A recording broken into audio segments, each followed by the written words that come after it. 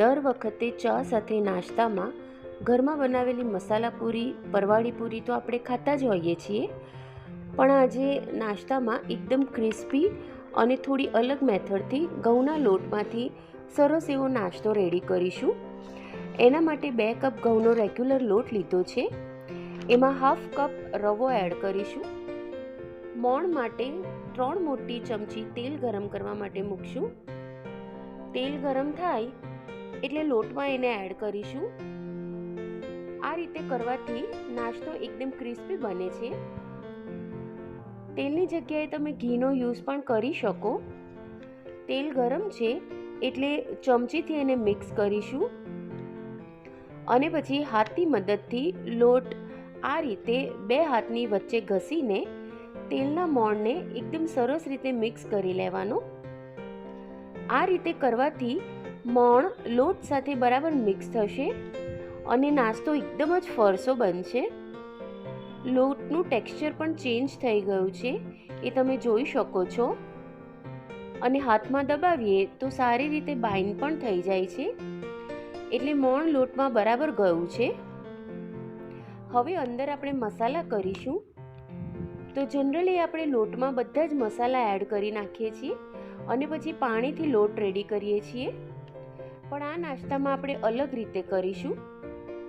1 વાડકી પાણી એડ કરીને એમાં જીરું, અજમો, ચીલી ફ્લેક્સ, ચપટી હિંગ અને મીઠું એડ કરીને પાણીને ગરમ કરીશું.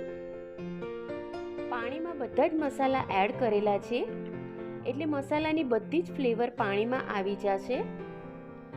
પાણી ઉકળે પછી ગેસ બંધ કરી દેવાનો અને પછી એમાં કસૂરી મેથી અથવા તો પછી ફાઇનલી ચોપ કોથમીર એડ કરવાનું.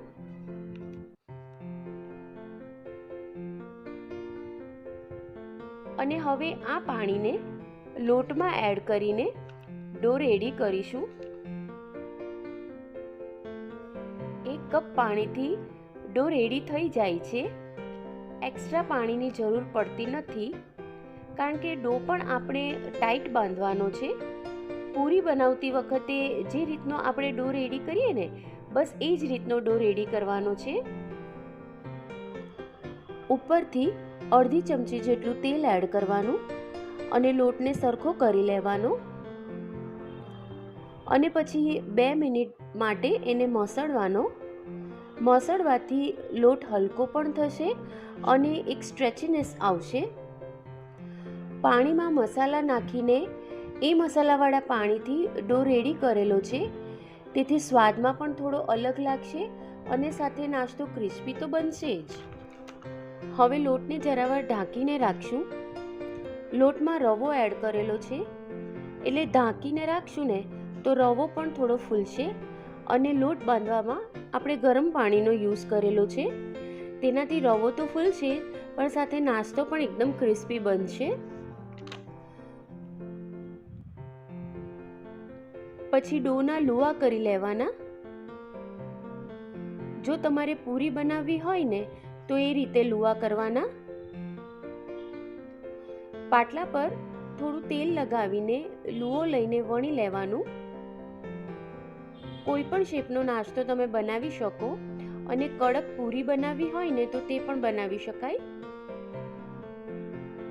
હું મોટી પૂરી વણીને કટરથી કટ કરીને સ્ક્વેર શેપમાં નાસ્તો બનાવવાની છું. નાસ્તો ફ્રાય કરતી વખતે ફૂલે નહીં એ માટે કાપા પણ પાડી લઈએ. નાસ્તામાં આવા નાના નાના ટ્વિસ્ટ લાવીએ તો નાસ્તો સ્વાદમાં પણ અલગ લાગે અને નાસ્તો ખાવો પણ આપણને ગમે. પૂરીને વણતી વખતે થિકનેસ પતલી રાખીશું. પતલી પૂરી સાથે જ નાસ્તો ક્રિસ્પી રેડી થશે. તો બધા જ નાસ્તાને આ રીતે વણીને કાપા પાડીને રેડી કરી લઈએ.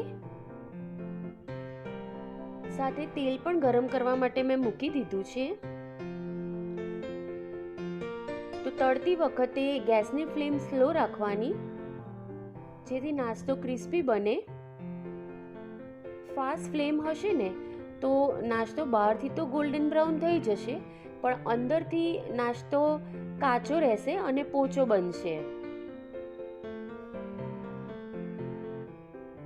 આવી નાની નાની ટિપ્સ ફોલો કરીએ ને તો નાસ્તો સારો જ બને. આ રીતે બધો જ નાસ્તો ફ્રાય કરી લીધો છે.